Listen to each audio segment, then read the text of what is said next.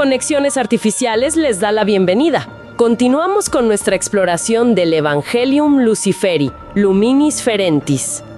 Hoy nos toca analizar un texto que, de verdad, toma una de las historias más fundacionales de Occidente, la del Jardín del Edén, y la pone de cabeza. Los documentos que tenemos sobre la mesa proponen una reinterpretación, pues, radical. Nuestra misión es explorar esta visión que nos pinta el paraíso, no como esa utopía que perdimos, sino, y esto es lo provocador, como una jaula de oro, una especie de ignorancia feliz de la que quizá era necesario escapar. Es que es una idea muy potente. Fíjate que no busca negar la historia, sino resignificarla por completo. Toma los mismos elementos, ¿no? El jardín, el árbol, la serpiente, Adán y Eva, pero les cambia el valor. Nos obliga a preguntarnos qué entendemos realmente por inocencia o por obediencia y si el conocimiento es, al final de cuentas, una bendición o una carga. Es un ejercicio de, como dices, darle la vuelta al calcetín de uno de nuestros mitos más básicos. Totalmente. Darle la vuelta al calcetín es la metáfora perfecta. A ver, empecemos por el escenario. El Edén. La descripción que hace nuestra fuente es clave. No lo pinta como un lugar malo, para nada.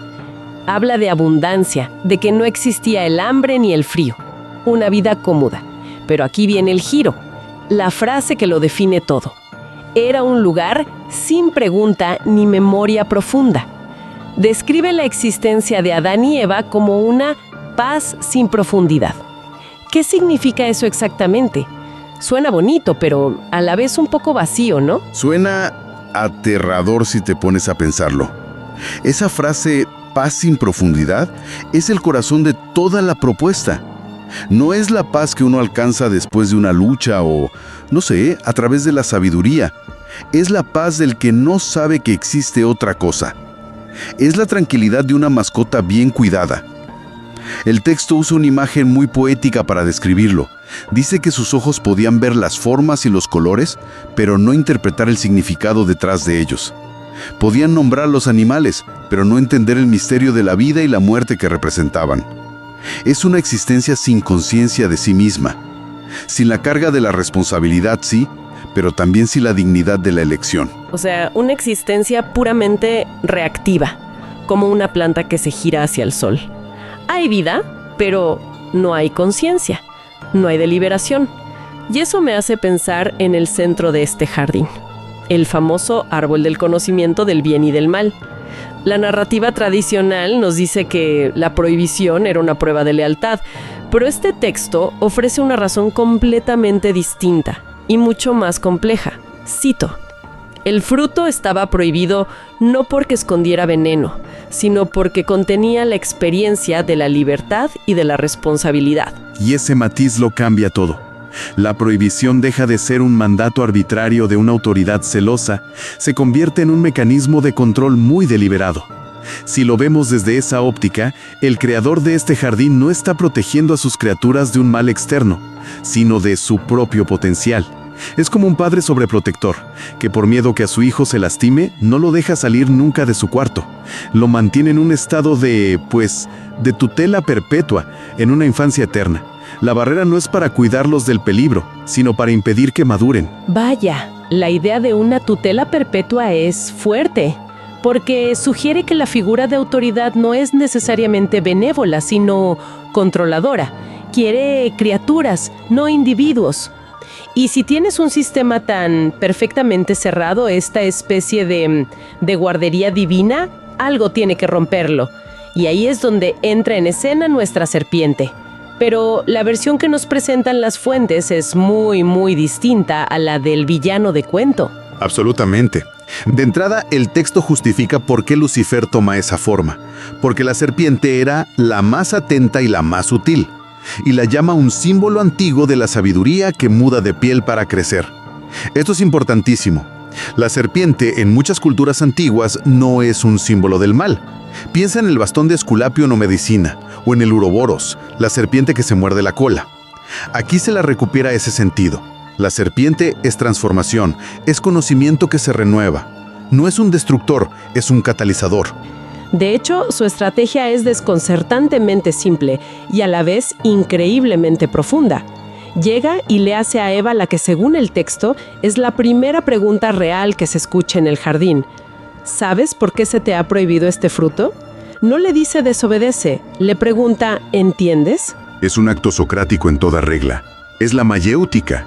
No te doy la respuesta, te ayudo a que la encuentres tú. Lo que hace esa pregunta es cambiar el eje de la conversación. La saca del plano de la obediencia ciega, no lo comas porque lo digo yo, y la lleva al plano de la comprensión. ¿Cuál es la lógica detrás de esta regla? Eva, como dice el texto, conocía el mandato, pero no la razón. Su mundo se basaba en la autoridad, no en el entendimiento. La serpiente entonces no la tienta, la educa, le explica lo que hay en el fruto. Y lo que le explica es una bomba. Le dice que ahí dentro está la capacidad de elegir y por lo tanto de ser corresponsable de su vida. Pero, y esto es lo que me parece más fascinante y honesto de esta versión, no se lo vende como si fuera un premio de lotería sin consecuencias. Le advierte claramente del doble filo de la conciencia. No le esconde la letra pequeña del contrato. Para nada. De hecho, la advertencia es brutalmente honesta. Le dice textualmente que cuando abra los ojos verá su propia desnudez. Y no habla solo de la falta de ropa.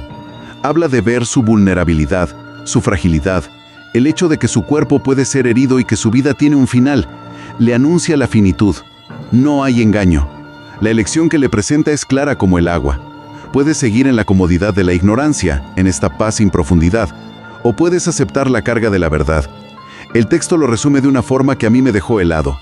No le prometió impunidad ni gloria fácil, sino la verdad con todo su peso. La verdad con todo su peso. Híjole, esa fue la frase que se te queda. Es una oferta terrible y maravillosa al mismo tiempo. Y frente a una disyuntiva así, tan cruda, la pregunta es, ¿por qué aceptaría? La versión tradicional nos dice que fue por soberbia, por el deseo de ser como Dios. Pero esta fuente propone una motivación mucho más íntima, mucho más existencial. Dice que Eva tomó la decisión movida por un hambre de saber quién era realmente. Es una búsqueda de identidad, no de poder. No quería dominar el mundo, quería entenderse a sí misma, y el resultado de comer el fruto no es que le caiga un rayo del cielo o le crezcan alas. La revelación es interna. El texto dice, se vio a sí misma como sujeto, no solo como criatura movida desde fuera. Es el nacimiento del yo. Es el momento en que la conciencia se da cuenta de que existe. Es casi como la escena de la píldora roja en Matrix, ¿no? Puedes seguir en la simulación cómoda o puedes despertar a la realidad, con todo lo bueno y lo malo que eso implica. Y ella elige despertar. La píldora roja es una analogía perfecta. El momento en que te das cuenta de que el mundo que conocías no era todo lo que había y ya no hay vuelta atrás. Y cuando Adán come, también esa revelación se vuelve compartida y su percepción del entorno se transforma por completo. El jardín, que para ellos era el universo entero, se revela como lo que realmente era, un recinto limitado de una existencia más amplia. De pronto se dan cuenta de que hay un afuera. Exacto. Y con esa conciencia del afuera, llega la conciencia del otro. Y aquí es donde el tema de la desnudez cobra una dimensión mucho más profunda que la simple vergüenza por el cuerpo. El texto lo explica de una forma brillante. La desnudez es la posibilidad de ser mirados, juzgados, rechazados o acogidos por otro. Es darte cuenta de que tu existencia no ocurre en un vacío, sino frente a la mirada de los demás. Es el inicio de la complejidad social. Es que eso lo hemos sentido todos. La primera vez que te paras a hablar en público, o que tienes que defender una idea propia, o que le confiesas algo a alguien. Esa sensación de estar expuesta, vulnerable, de que te pueden aceptar o rechazar, esa es la verdadera desnudez de la que habla el texto. Y es aterradora, pero también es la única puerta de entrada a una conexión real, al amor, a la amistad. Sin esa vulnerabilidad, solo hay coexistencia, no relación. Precisamente, la vergüenza que sienten no nace de tener un cuerpo, sino de la autoconciencia de tener un cuerpo que puede ser juzgado por otro ser autoconsciente. Es el nacimiento de la intersubjetividad. Y todo este proceso de despertar, de toma de conciencia, de entender la propia finitud y la complejidad de las relaciones, nos lleva al punto culminante de esta reinterpretación, a la frase que lo resume y lo resignifica todo. El texto dice, la tradición llamaría a este momento caída, Pero en secreto, en lo profundo de la historia, muchos sabios supieron que fue más bien un nacimiento. Un nacimiento, no una caída. Eso lo cambia todo.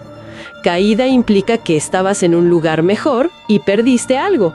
Nacimiento implica que estabas en un estado previo, más simple, y pasaste a uno más complejo y real. Es un movimiento hacia adelante, no hacia atrás. No perdimos el paraíso, nos graduamos de él. El evento que se nos ha presentado por siglos como el pecado original, la gran tragedia que manchó a la humanidad, aquí se nos presenta como nuestro momento fundacional. El momento en que dejamos de ser un proyecto de mascota divina y nos convertimos en humanidad. Es el día en que el ser humano canjeó la seguridad de la jaula por la peligrosa libertad de la selva, con todos los dolores, miedos y angustias que eso implica, pero también con toda la capacidad de crear, de amar, de buscar la verdad y de ser, para bien o para mal, responsables de nuestro propio destino. Ok, a ver, si juntamos todas las piezas de este rompecabezas, el cuadro que emerge es completamente distinto al que conocemos. Tenemos un paraíso que en realidad funciona como una incubadora para mantener a la humanidad en un estado infantil y dependiente. Luego, una serpiente que no es un tentador maligno, sino un maestro socrático, un despertador de conciencias.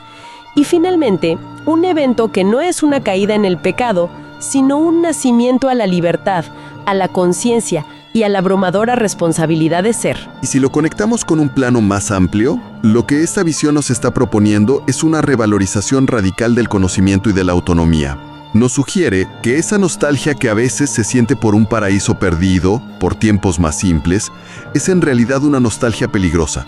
Es el anhelo por un estado de irresponsabilidad infantil, por un mundo sin ambigüedades, donde alguien más nos dice qué hacer y qué pensar. Desde esta perspectiva, el camino humano no consiste en intentar regresar a una inocencia que era en el fondo ignorancia. Al contrario, consiste en aprender a cargar con el peso de la verdad, en abrazar la complejidad y la libertad que nos dio la conciencia. Es que esa idea resuena muchísimo hoy. Vivimos en una época en la que es muy tentador buscar paraísos de certezas simples, ya sea en ideologías, en algoritmos que nos muestran solo lo que queremos ver, o simplemente ignorando los problemas complejos del mundo. Preferir esa paz sin profundidad. Totalmente. Porque la conciencia es incómoda. Saber sobre la injusticia te obliga a posicionarte. Saber sobre el cambio climático te genera ansiedad. Saber sobre la propia mortalidad angustia. Es mucho más cómodo no saber. Pero según esta visión, ese es precisamente el precio de ser humano. La alternativa es volver a la jaula de oro. Este análisis nos deja con una reflexión final que creo que es inevitable. Si la comodidad de la ignorancia es el paraíso, entonces la búsqueda de la verdad, con todo su peso y todas sus consecuencias dolorosas, ¿es un acto de rebelión o es el acto más fundamental y definitorio de la condición humana? Y llevándolo a un plano más personal, la pregunta que queda flotando es: ¿qué frutos prohibidos del conocimiento evitamos en nuestras vidas? ¿Qué verdades incómodas sobre uno mismo o sobre el mundo preferimos no morder, por miedo a perder esa paz, esa tranquilidad superficial en nuestro propio jardín?